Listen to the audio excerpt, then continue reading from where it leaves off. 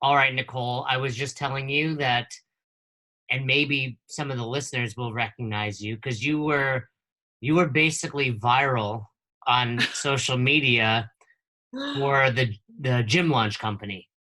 Yes, it How was did that happen? well, we joined. I'm no longer a part of the Gym Launch program, but we joined Gym Launch as many other gym owners do in an attempt to grow our business. And so, I had seen Gym Launch's ads forever and ever, over and over again. And then I ended up just clicking through, eventually saw a testimonial of one of my friends that I really trust and admire. So I jumped on the phone with him and he was like, dude, you got to do this program, jump in. So we ended up, going full force into the program. We executed really well. We did really well with the program. We were very successful. We learned a ton. It really helped our business in a very positive way. So we had a great testimonial because we were very successful. And so my face was just kind of splattered everywhere. They chose a good looking female that helps too, right? Fit. Like they Alex Sure. knows what he's doing. Yeah, And right. so you and I, we may have crossed paths, but we don't know a whole lot about each other. So a lot of the questions I'm going to ask, I just don't know. Yeah. But you say it was successful. Why are you no longer involved in gym launch?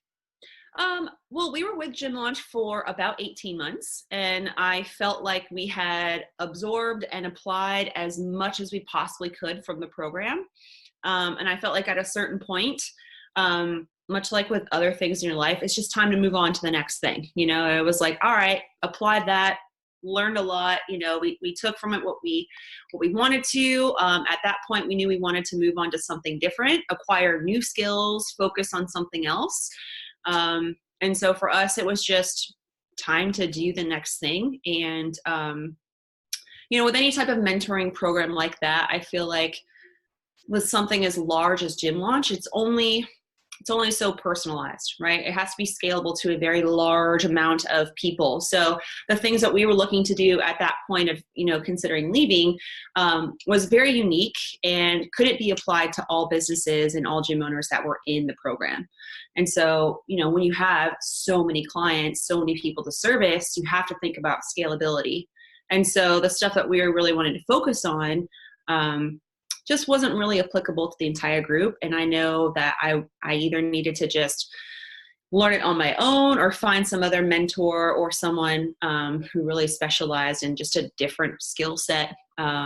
So yeah, we left. I mean, I learned so much from Gym Launch. I'm so grateful to Alex and Layla, and I've made so many great connections, like just how, we make great connections in the CrossFit world. I made a lot of great connections within the Gym Launch world. It was awesome, but, just like anything else, it's just kind of time to move on. So. All right, so you have a good experience with them. I've had other people on. I've recently had Noah Laporte on. Yes. I don't know if you know him. And, Yeah. a lot of people have great things to say about them. Yeah. For the record, you keep saying us. You're referring to your husband. You own the box together. Yes. Which could be a whole episode on box ownership. Yeah. But do you think maybe, and we're going to dive into this, maybe you have commitment issues? Gym Launch, now CrossFit. Totally. So you de-affiliated from CrossFit. Was there, and we'll talk more about that, but was it kind of at the same time? Did you take the whole gym in a different direction? Is that why you left Gym Launch and CrossFit around the same period of time? Well, so it's kind of the opposite. So we dropped our affiliate and then shortly after joined Gym Launch. Okay. Yeah. So, we opened our doors in, 2013, and we were a CrossFit affiliate within a couple months of establishing our gym, because we felt at the time like that was just the most comprehensive program that included strength and conditioning and a foundation of nutrition. And I just like all the elements of it. And so for us, we felt like at that time, for like the group fitness setting, that was the best thing that was out there. I loved it. I just felt like it was just a total package. So we ended up becoming a CrossFit affiliate. We had it and ran it successfully for quite a while. And then it wasn't until 2017, I believe, that we dropped it. So our affiliate was up in November and we decided not to renew. And then I think actually it was that month we actually ended up joining Gym Launch. I'm going to go back and ask about Yeah. the de-affiliation process, not the Fire process so much, but why. What Yeah. was the biggest challenge though with Gym Launch? So from my perspective, and I've worked with a handful of boxes that have used Gym Launch, and they Yeah. just get so busy that the coaching can't keep up with the influx of members. Did Yes. you find that to be the number one challenge, or did you find other faults with it? Um, there's a lot of challenges with running kind of like low barrier, high volume challenges like that, right? You have this massive influx, if you allow it, of new people coming into your ecosystem. So it could very easily disrupt, your older committed members experience, right? So you have that whole kind of insertion of a bunch of new people who aren't really bought in yet, who don't really get it, who aren't committed necessarily for the long term. So, as far as class quality and experience, like that could take a dive very, very easily. I felt like we always did a great job at making sure that the quality like remained pretty high as far as making sure everyone stayed safe, had enough eyes on them, that we were able to accommodate plenty of veteran members and making sure that everyone still had enough attention. But at that, the same time, we weren't doing classic CrossFit programming, so we removed a lot of the high skill barbell movements from group fitness. Like we didn't do any type of barbell snatching. We didn't do any barbell cleans. So removing those high level skills is easier, from a new person coming in, lowering that barrier, lowering the skill so they can get to work a lot faster. We don't have to worry about so many modifications and mobility limitations and stuff like that. But I could see, like, if you were a classic CrossFit program and had a lot of high level gymnastics, high level barbell stuff, it could be really, really difficult. So luckily for us, we started removing all those elements months before. So that didn't really change. Our programming was I would consider beginner friendly. But anytime you introduce a large amount of people to your program, like it could get really dicey. And so you have to be able to control that dial. So I think a lot of people really ruin their businesses by doing this, where they think that getting new people in the door is going to solve their problems when it's really their service that sucks in the first place. They have a shitty program, they don't have a good business. They're thinking, oh, just not enough people know about us. It's like, well, no, people are coming and they're leaving.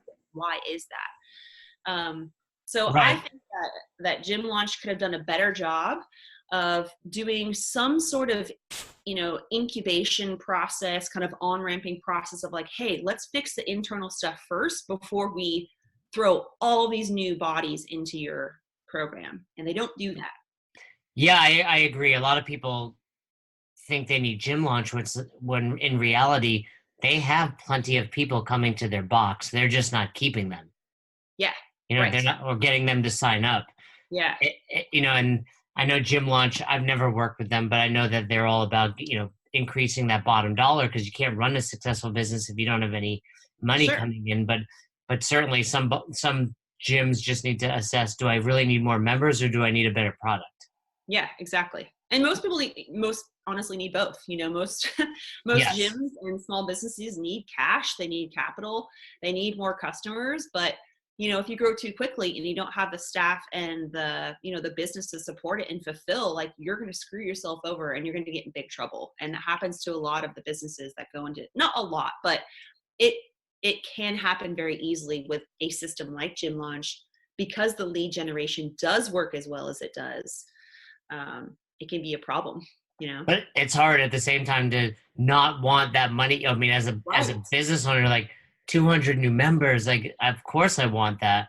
Yeah. Not realizing, yeah, long term it could affect your business years down the road. Oh, So, yeah. what was the rationale behind removing complex movements? Well, I am a huge weightlifting nerd, and so is my husband. So, like, we love Olympic weightlifting. I love the snatch, the clean and jerk. I just think like there's so much respect that needs to be given to those movements. The demands for mastering those things can take, thousands of repetition, right? And Oh so, yeah, you'll never master the snatch. yeah, right. So, I love those movements, and they're super fun if you can do them correctly and safely, right? So, it's just always our struggle. Even when we did used to program them in, the group setting in CrossFit, it's just, it always made me feel bad to the people who, they wanted to do it, but I know they shouldn't, right? Because they just don't have the mobility for it. They haven't developed the skill for it. They haven't developed just basic movement patterns. And so it's like dangling candy in front of a kid. It's like, well, that guy next to me is doing it. I want to do it. But, it's like, as the coach and the professional, I know better than to let that person do that movement. So, for us, we wanted to really maximize the hour that we had with people. And we wanted to give them not only the best experience as far as being positive and having fun, but it being the most effective as far as getting stronger, getting better conditioned, improving body composition. And I found, and this is how I feel with something like a high level movement, like, a snatch in particular, I could waste 20 minutes just trying to teach them a couple basic positions. Whereas they're not necessarily getting a great workout. They're not getting any stronger from that. It's just skill acquisition is beneficial if you need it, maybe as an athlete or something like that. But for most people walking in our doors, they weren't like, man, I really want to learn how to snatch. Like, I need to lose weight. I need to get stronger. They probably And don't so, even know what it is, to be honest. yeah, right. So, after a while, I'm like, what? Susie, who's 47, doesn't want to learn how to snatch. She doesn't give a shit, and I'm forcing this on her. She feels awkward, it's like, but it's programmed. So, so for us, we felt like there's just more risk versus benefit, to the general population. And the amount of time and repetition it truly takes to be able to load that movement for it to be worth a damn for anybody. It just took too long, in our opinion. So we just took it out, and it just made programming a lot simpler. I was able to, load other movements that are much easier for people to get them stronger a lot faster without the hard learning curve of Olympic weightlifting. So currently you run, because you're not an affiliate, I won't call it CrossFit, but you run functional movement type workouts similar to what CrossFit does, just without Olympic lifts. But you might Correct. see a thruster, a burpee, a pull-up. Yes. Yeah. And we have a barbell club too. So if you want to do the snatch and the clean and jerk, you can be a part-time weightlifter. You can be a full-time weightlifter. So we still have that available for people, but you're going to devote the appropriate amount of time and attention to those movements, instead of doing it in a class setting where we have maybe 12 minutes to get through the whole piece. So you'll never see it in a conditioning workout. Correct. That's an interesting topic. I'm anxious to hear what other people think, because as you say it, I'm like, there's some truth to that, right? Like, do some people ever need to clean and snatch? Because I was having this conversation with my wife last night. Yeah. The box that I go to, North Naples CrossFit, runs for the most part one workout a day. They follow NC Fit, which is programming by Kalipa. Yeah. And it's for the most part one workout a day. And I'm like, there's some people in there that are just your average run-of-the-mill people that come in and then they're fit. Like, there was muscle-ups yesterday. People are doing them, So they're making this progress. But I wonder, for the other people that don't quite get there, because you're right, the later in life you do this, probably the harder it's going to be for you to learn those movements. Sure. What is the benefit? And then we obviously, knowing CrossFit, we can say the benefit is the 10 domains. There's balance, accuracy, agility, coordination. But can you make up for those by simply programming easier movements? And I want to say easier, easier in quotes, if you will, lower skill, I should say. So I believe interesting that. topic, Sure. very interesting topic there. And, two things I always say is, A, I'm very biased towards CrossFit. So we're going to talk about your affiliation thing. But at the same time, one thing I love about CrossFit is there's a lot of gray. There's no right or wrong, right? So there's nothing wrong with, if an affiliate decides to do that, that's you're allowed to do that under the CrossFit model, and and you still have it in there. So I think the challenge would be, if I'm an outsider, I walk in, I see you. I've not seen your husband, but I assume he's a fit dude, and it's like, well, I want to look like that. that Right. dude's snatching. Why am I not snatching? Yeah, exactly. That would be kind of where you have to explain it, right? Sure. Yeah. So And I mean, for us, if someone does walk in and they see someone snatching, they're in the weightlifting area of our gym where those are where the Olympic weightlifters train. If you want to do those things, we have a beginner program for you to follow and such. But yeah, I think like you said, there's a lot of gray area as far as your interpretation of CrossFit. There's no right or wrong. There's no black and white when it comes to movement, whether it's beneficial for you or not. It's like, well, do you meet the criteria to do the movement safely or do you not? So it's like you can say that about anything. yeah, and I think anyone listening to this, it's not like they're gonna hate on you, and you're like, we don't have Yeah. those type of listeners, but they might be mentally, bashing you, like, how can this lady take this out? And it's like, I think at the end of the day, if you're doing things for the right reasons and you believe that that's helping the greater population become healthier, Yeah. you're doing the right thing. Yeah. Well, it was funny. So one thing that we end up doing, because we're constantly surveying our members, right? It's really important to us that we get feedback from them, because at the end of the day, it's not about me. It's not about what I love to do for my workouts or my training. It's about our members, and are we servicing our clients, based on their wants and their needs. So something that we actually end up learning from a lot of people is we were taking attendance and looking at, this is back when we had barbell snatches in our program. And we realized like, man, attendance is so low on barbell snatch days. And so we started to ask about it. And people were telling us eventually after we, peeled the onion back, like it made them very nervous. They wanted to avoid it. It was very frustrating for them. They were intimidated by the movement. They'd rather just skip that day.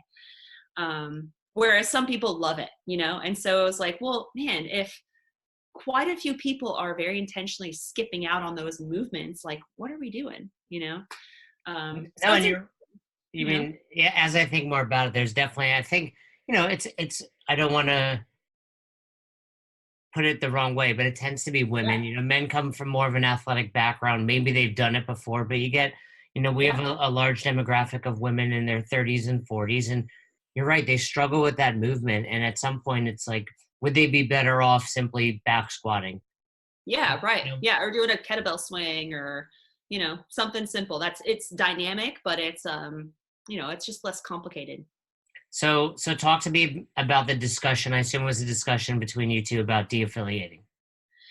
Yeah. So, for me, I was always the person, and I still am, that does most of the marketing and the sales and the outreach, trying to get more members. I do, not right now, but I did, all the intros.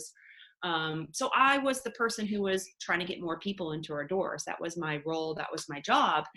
And, just over the years of different types of marketing, whether I was going business to business, introducing myself to other local businesses, trying to start relationships, explaining who we were, to, just setting up at, like, let's say local health fairs at big corporations. The CrossFit word was just always such a hard thing to get over, no matter how well I explained it and how I tried to, settle their fears and dispel the myths. It was just always the bad word that came up in the conversation. And after a while, I found myself almost trying to hide it, trying to like kind of skirt around, like, well, I mean, we are CrossFit, but and like just kind of like trying to rationalize. And that felt really bad to me after a while, and after a while, I was like, what if I just remove that word from our language and I could just get straight to, hey, how can I help you? Instead of me trying to defend ourselves as to what CrossFit is, what it isn't, you have the wrong idea, we're different. Can I just skip that whole part of the conversation and just, ask the guy in front of me, hey, what are you looking to achieve and how can I help you get there? And so we first changed our name. So we first opened our gym, we were St. Pete Strength and Conditioning, because our original kind of dream and goal was to work with athletes. And so after a couple months of doing that, and then, kind of, we were working with local athletic teams, but they were also bringing in some of their friends and family members to work out with them because they just really enjoyed it. It was then when we realized, like, oh, the general population is who needs us most and was most fulfilling to work with, right? So then that's when we decided to get our CrossFit affiliate shortly thereafter opening. So our CrossFit affiliate was SPSC CrossFit, was just the acronym for our gym name. And then eventually we had, so we had Sapien Strength Conditioning, SPSC CrossFit was the name of our CrossFit affiliate. But then we also ended up eventually starting a program that was like an unloaded kind of program. We called it Sweat. So it had no barbells in it, kettlebell, dumbbell. I guess you can consider it like more of a boot camp type class. And then we had our weightlifting club. So it's like we had all these different names and program names. It was just very confusing. So we decided to rebrand and change our name. And we wanted one name that represented all programs. So we landed on Elevate. And so we made that switch. We rebranded. It was super fun and exciting. But we still kept our CrossFit affiliate. But it was just easier for us to just market as Elevate instead of having to use SPSC CrossFit on everything. And so once we really pushed the marketing with Elevate, we realized like, man, it's kind of nice not having to say the CrossFit name at all. Like it made the conversation a lot easier for people. And so that's when kind of the wheels started turning, like, do we have to renew our affiliate? Do we really feel like we are in line with the brand? Do we feel like our offerings are, in line with what the typical CrossFitter is looking for? And we realized over time that people that were specifically coming in for CrossFit, we weren't really able to offer what it is they were looking for because we had removed Olympic weightlifting from our programming. We had really scaled back and almost eliminated a lot of like the complicated gymnastics movements. So I felt it was kind of a disservice to CrossFitters looking for like very specific CrossFit programmings, triplets, couplets of like, gymnastics and barbell. We just didn't offer that anymore. So I'm like, well, what are we doing? Like if the CrossFitter looking specifically for a traditional CrossFit program is coming in and saying, this isn't really, what I'm looking for. And to be honest, we weren't really looking for that type of person anyways. We just decided that like, well, I guess we're just not a CrossFit gym anymore. We don't really encompass everything that CrossFit stands for. And so we decided to, just to part ways. And we just didn't have to have that CrossFit isn't bad for you. CrossFit isn't going to kill you. CrossFit isn't going to hurt you conversation with our prospects anymore. And I felt it became easier. Okay. Now with all of that being said, and I think that's Yeah. a fair statement, everything you're saying. And I like that you said, you're doing someone a disservice. They see CrossFit or hear about CrossFit or move to the area. Yeah. They're expecting one thing and you're not really giving them that. Yeah. So, and I was sending them elsewhere. I was like, hey, well, I know what you're looking for.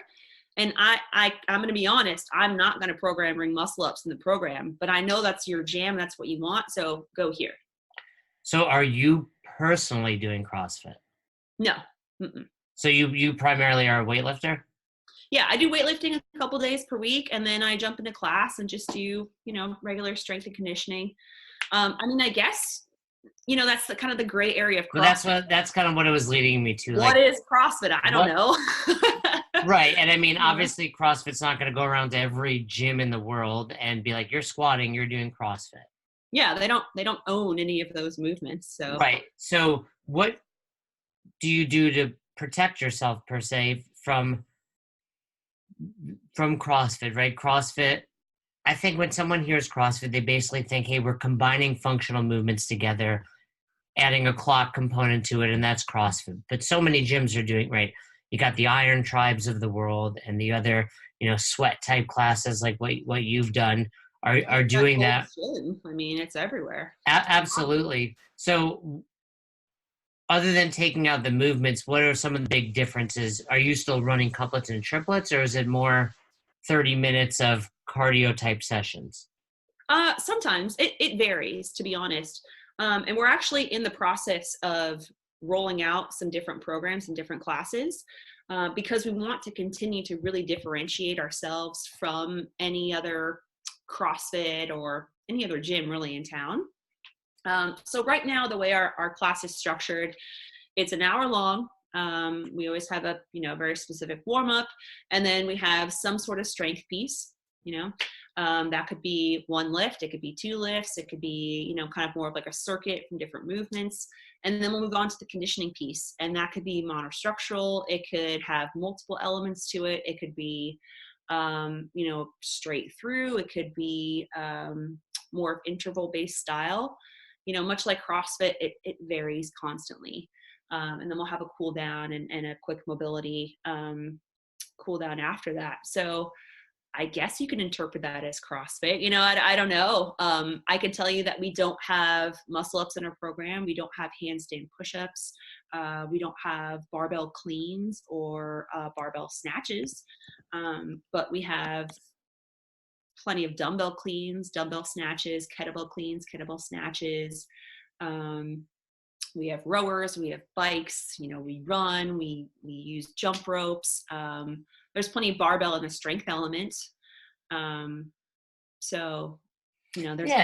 And again, there's no right or wrong. I always find it funny when there are people out there that bash CrossFit. I'm like, you're doing CrossFit. And it's like, however you want it, whatever you want to call it, like, Sure. It's functional movements mixed together with some sort of, the clock is where we get the intensity component to it. But people are out there like CrossFit's the worst thing when in reality they're doing it as well. But I totally get where you're coming from with that. Now, did you have members that when you de-affiliated or started to remove some of these more complex movements were upset?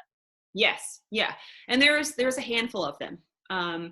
And thankfully for us, as far as our culture and the type of person that was really attracted to our program, we didn't have any competitors, so for us making that switch, it wasn't that dramatic. Because if you are going to compete in CrossFit, you have to be proficient at these very unique movements to CrossFit. You got to have muscle ups and, kipping and things like that. You got to be able to cycle barbells, but we never really had that, in our culture. That was never really our thing. We were very general population, fitness, health oriented. But there were a couple people that like really enjoyed those movements. They were capable of doing them.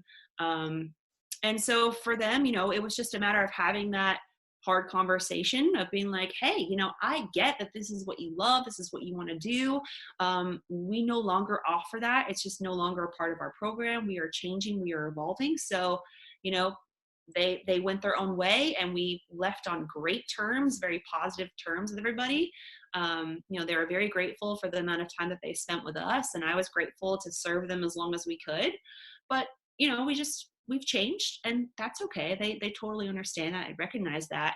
I would say they all left on very positive terms. So it wasn't like this bad breakup. I felt like we handled it as professionally as we could. We were very transparent about the whole change. We didn't try to hide dropping our affiliate or anything. We were very transparent. We try to communicate really clearly about everything. So yeah, I mean, anytime you make a change, people are uneasy about that. It's difficult. It's hard. But if you're professional, if you communicate really clearly, and if you uphold, good standards, and if you do what you say and say what you do, I think people respect that. But you just have to understand that, like, if you're going to drop your affiliate and change your programming, like, yeah, you're going to have people that will leave 100%. Well, I mean, I think what strikes me while you say that is, one, it probably took some balls to know you're going to lose members. Yeah. You were doing it because it was your belief. Right. And secondly, I think a lot of people, when they listen to this episode are going to be like, there's the haters of CrossFit that are like, why do we affiliate? Coach Glassman gets rid of social media, or the games became this. There's a very different stance of, I'm not going to stay an affiliate because I don't like some of those decisions versus because we're deciding to go a different direction with the gym. Well, and, it's kind of, I think it's wrong for those gyms who truly want to deliver the CrossFit product and service, but just don't want to pay like, that's ridiculous. It's like $3,000. Like, come on, that right. covers itself. Even if you provide a shitty service, you'll still have enough people come through to pay for that. Right. But for us, we just, we genuinely felt like we were no longer in alignment with the brand, with what was kind of expected of like the typical, CrossFit experience. And so we felt like, well, okay, if our marketing we should be attracting, our ideal clientele. Our ideal clientele isn't someone who wants to do barbell snatches for conditioning. Like we don't want people who are wanting to do ring muscle ups, stuff like that.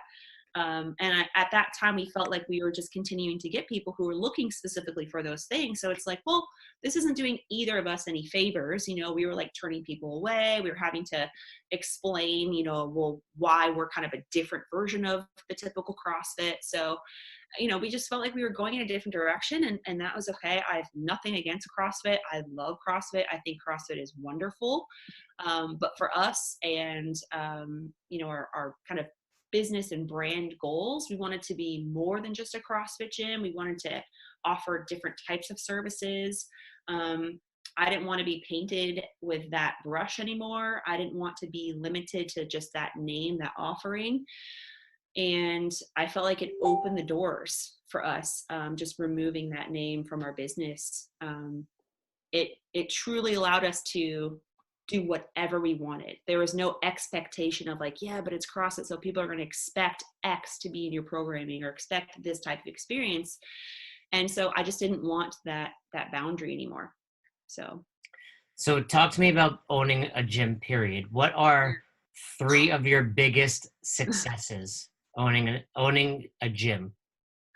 Biggest successes. One, like for me, my thing is I really love working with women, and I love being able to change kind of the perspective of exercise being like a punishment or a way to make up for eating poorly, to become something very positive, and to get women to think about what they're capable of doing with their bodies. So for me, getting so many women introduced to strength training has been awesome. I love that. Also, creating a place where it's kind of people's third place has been really cool, so they have like their work, their home, and then X. And so for a lot of people, we have become their third place, a place where they come, where they are looking forward to being there. When they're gone, they miss it. They have friends and relationships. It's more than just the workout. You're probably their third place, but their favorite place. Yeah, exactly. Yeah. So, well, okay, but let me ask you this then. Those are 2 great ones. What's it like owning a gym with your husband? It's awesome, to be honest. We work really, really well with each other. I mean, thankfully, and we have a great marriage. We communicate really well. We're very complementary in the business sense, to where like he is very operational. So he is very analytical. He's got like, a mortgage underwriting background. Like he is the numbers guy. He is operations, very kind of like behind the scene, where I am more the personality. I'm the marketing, I'm the sales, I'm more of the face, I'm very social and outgoing. So luckily, we have that dynamic, and that has worked very well for business. But give the listeners a piece of advice. If they're listening and they're thinking about opening a gym with their significant other, what's one piece of advice? I mean, for me, for example, yeah, I've not owned a gym with my wife, but we run our business together. yeah, And I think, a super general piece of advice would be you have to communicate. yes. Now that's kind of a cop out. I think, it's like, of course you should communicate, but I like what you said. Find what you're good at. Like sometimes we're trying to cram like these square pegs in these holes where it's like, wait, you're really good and you actually enjoy this. You do that. I'll do this. Do you have anything you would throw in there? Yeah, I would say, with that, and in every role in your business, but especially between the two of you within your marriage, define your roles and stay in your lane. Respect those boundaries. Don't try to make your way into the other person's role or take over or micromanage what it is that they're supposed to be doing. I think you should really figure out what are your strengths, what are your weaknesses, what you should be delegating, and then figure out, day to day, what are my roles, responsibilities, what are the results of those, and communicate on those constantly. But don't butt your head into their role or their position or their responsibilities. That's tough. It's tough. Yeah. But I agree that's something that took us a long time to understand. What about, have you had one failure that you can look back on and in retrospect it's been good for business? Oh man, a lot of them. Like business is about failing your way to success. I really, really believe that. Um, I would say that, and this is, I think, goes for anyone in life, but especially for business owners and entrepreneurs, that the fear will never go away. I still have fear all the time, but I don't stop me from moving. I don't let it stop me from moving forward. And so, we had fear around starting our gym. We had a fear around becoming a CrossFit affiliate. We had a lot of fear around dropping a CrossFit affiliate and changing our name, making all those changes. But in the back of our mind, in our gut, we knew it was the right thing to do, even though there could be all these other things that could get in the way and, a lot of criticism from other people all over the place. You have to do what's within your gut. And I would say that we made decisions later than when we should have. When we initially knew we should have made those changes or had those hard conversations, we waited too long. They became bigger problems than they should have, or they became problems when the problem shouldn't even existed. If we would have just gone with our gut, communicated more clearly, faster.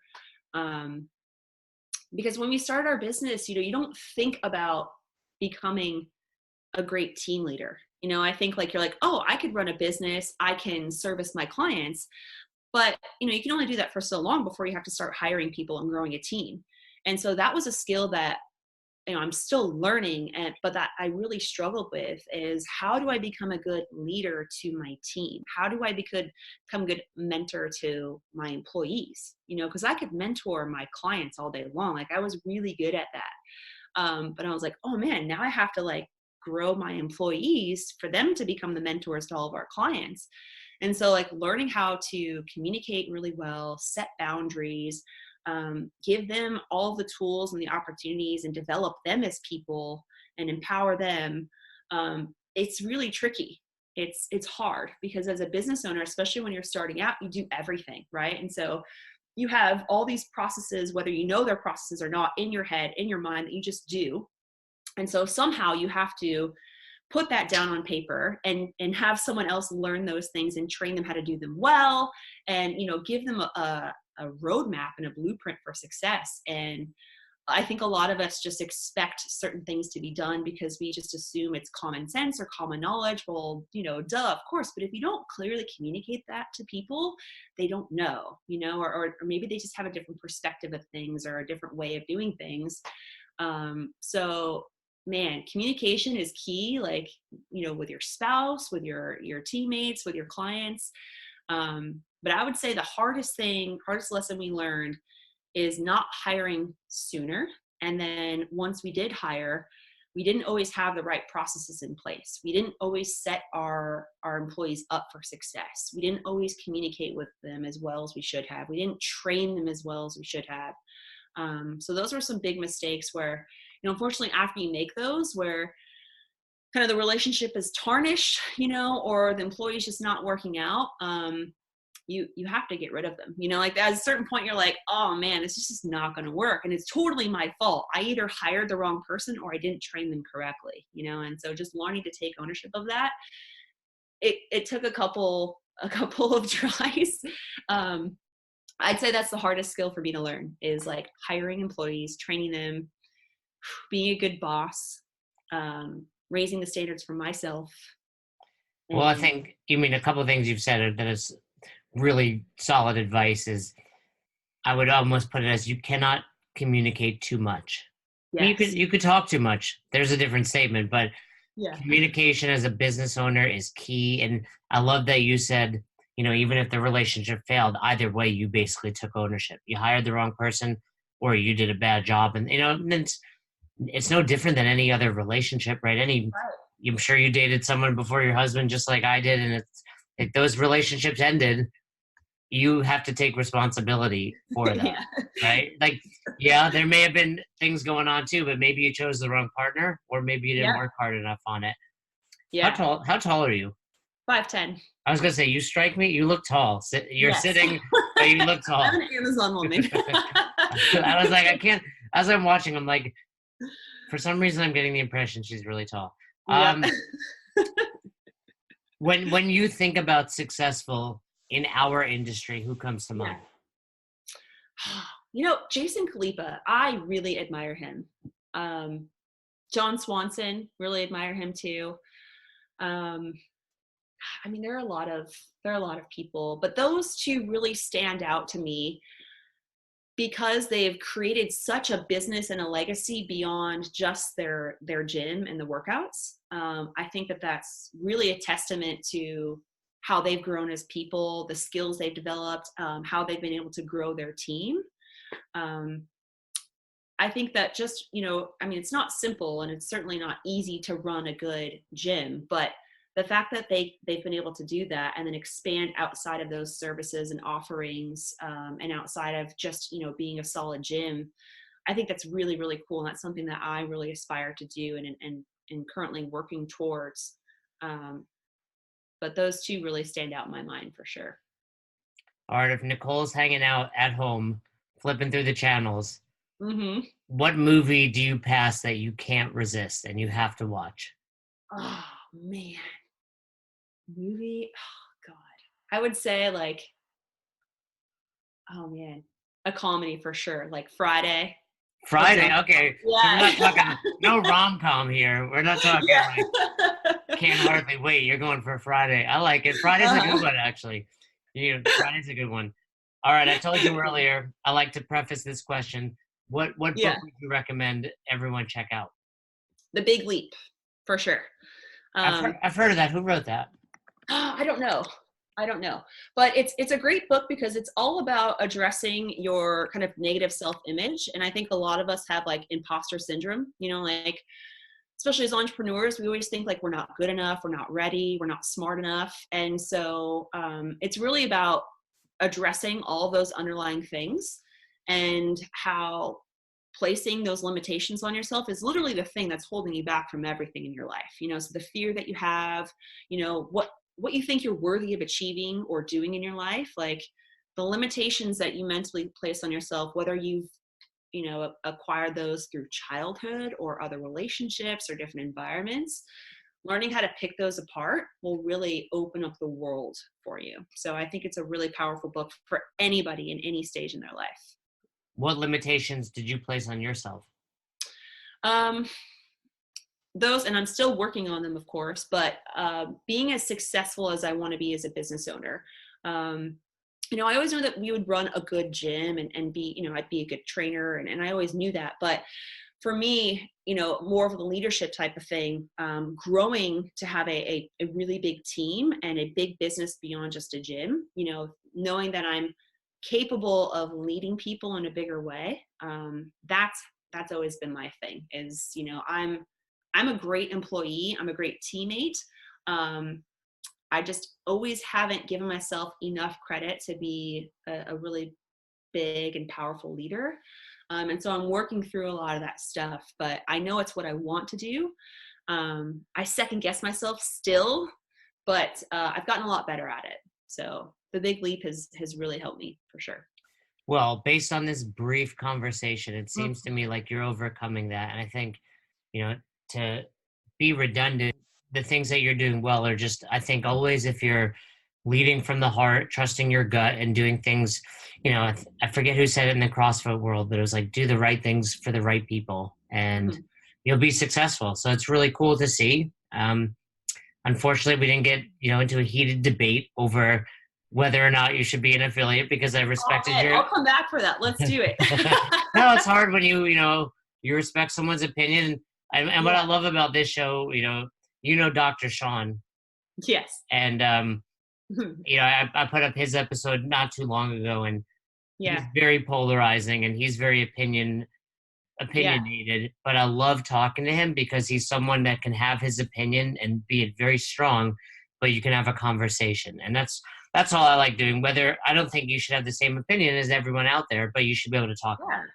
Oh yeah, I mean, Sean and I disagree on a ton, and we also agree on a lot. And I love that we can still have a great relationship and respect each other. It's good Because for he's sure. doing it for the right reasons too. I mean, Yeah. whether or not we agree, I know deep down in his heart. I mean, I had my last partner. I owned 3 CrossFit affiliates, and the last one was I wouldn't call him a friend. He was a partner, And on day one, I said to him, if you always do things because you truly believe it's the right thing, I'll never be mad.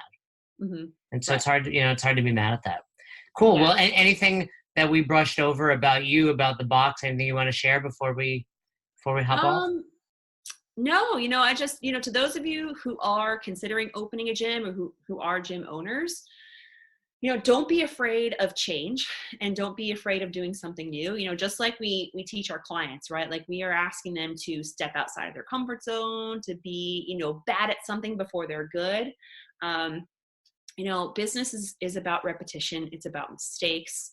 But you have to keep pushing forward and you have to keep an open mind, like be very growth oriented.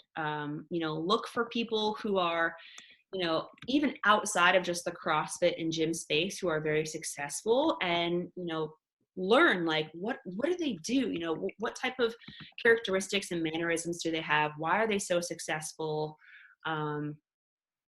Go beyond the scope of just CrossFit or even just gym owners and learn about other successful people in other areas.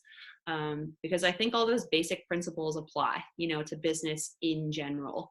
I think that very successful people all have very similar characteristics, whether they're successful in real estate or gym ownership or whatever.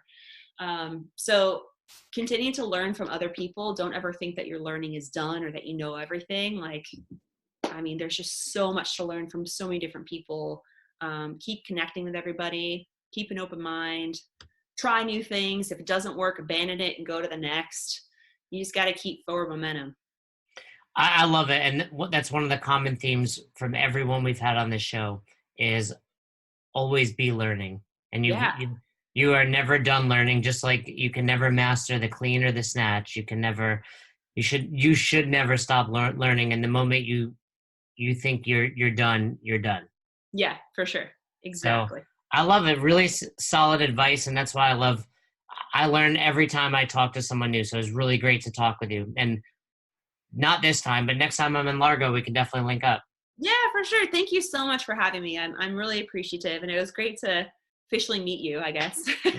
You too. Well, best of luck with the gym, and we'll talk to you soon. Yeah. Thanks for listening to Best Hour of Their Day. If you haven't heard about Anchor, it's the easiest way to make a podcast. Let me explain. First of all, it's free. How cool is that? There's a creation tool that allows you to record and edit your podcast right from your phone or computer, so it becomes super simple. Some of these episodes with Fern or Todd or myself chatting with one another, we've done right within the app itself. Anchor will make it easy to distribute your podcast to all platforms, Spotify, Apple, and many more. And you can make money from your podcast with no minimum listenership. It's everything you need to make an awesome podcast in one place. All you have to do is download the free Anchor app or go to anchor.fm to get started today. Come on, who doesn't have Spotify at this point? And if you were unaware, Spotify now is offering podcasts. That's right. On Spotify, you can listen to all your favorite artists, but also podcasts in one place for free. Spotify has a huge catalog of podcasts on every topic, including the one you're listening to right now, Best Hour of Their Day. On Spotify, you can follow your favorite podcasts so you never miss an episode. Premium users can even download episodes to listen to offline wherever you are, something I always do before I hop on a plane. And you can even easily share what you're listening to with your friends on Instagram and other social media platforms. Here's the deal. If you haven't done so already, be sure to download the Spotify app, search for Best Hour of Their Day on Spotify, or browse some other podcasts if you want. You can find them in your library tab. And also make sure to follow me so you never miss an episode of Best Hour of Their Day. Thanks again for listening to Best Hour of Their Day. We hope you enjoyed this episode. And if you did, one more time, please leave us a review on Apple Podcast and send us any feedback you have to @besthouroftheirday on Instagram and besthouroftheirday@gmail.com if you want to shoot us an email. We appreciate you. Thanks again. Have a great rest of your day.